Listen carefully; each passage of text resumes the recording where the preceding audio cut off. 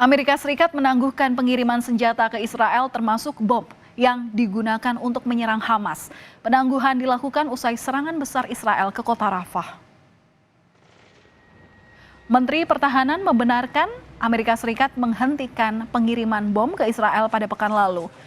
Ia menyebut sejak awal Amerika Serikat sudah jelas untuk menyatakan Israel tidak boleh melancarkan serangan besar ke Rafah tanpa memperhitungkan dan melindungi warga sipil di wilayah pertempuran.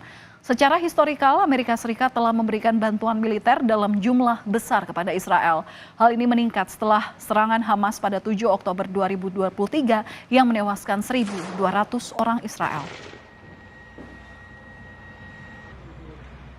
Again, I think we haven't made any decisions. We did pause as we reevaluated some of the security assistance that we're providing.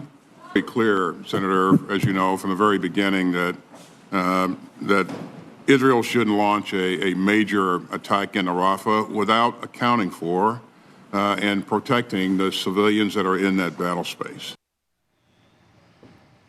Kebrutalan serangan militer Israel terus berlanjut. Israel kini membombardir wilayah Rafah yang merupakan lokasi di mana lebih dari 1 juta pengungsi warga Palestina. Serangan Israel ini menghancurkan koridor perbatasan antara Rafah dan Mesir. Meski menuai kontroversi dari negara sekutu, tank Israel sudah memasuki kota Rafah di selatan Gaza yang berjarak hanya 200 meter dari perbatasan Mesir.